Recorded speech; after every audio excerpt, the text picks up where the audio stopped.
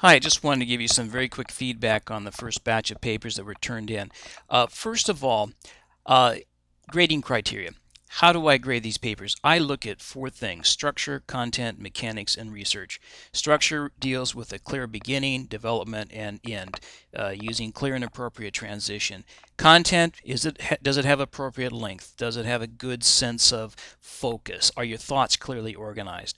Mechanics is your spelling, punctuation, capitalization, correct word usage, MLA style, and that kind of thing.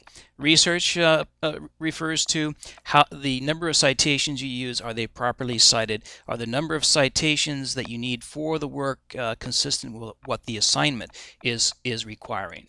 So some other quick notes. Use the MLA template that I provided for the MLA short form.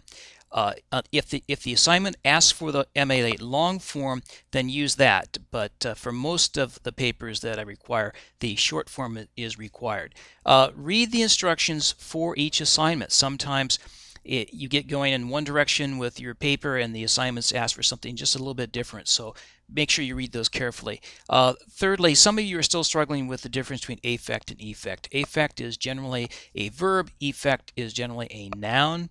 If you don't know the difference, go to dictionary.com and study up on that.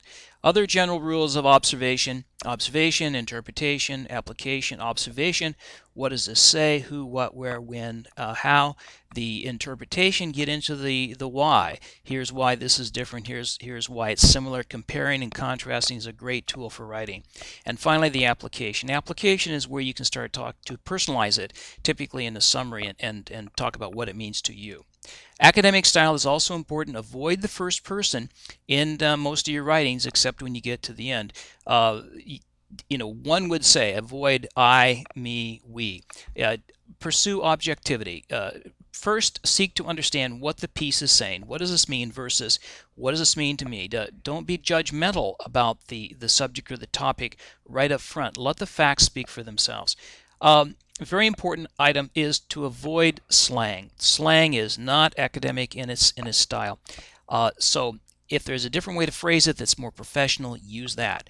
And finally, don't use Wikipedia, or do not have an over-reliance upon one or two sources or encyclopedic type of sources. The more sources you use, the more objective they are, the higher your grade will be. I hope these quick comments are helpful. As usual, if you have any questions whatsoever, please don't hesitate to give me a call. Thank you.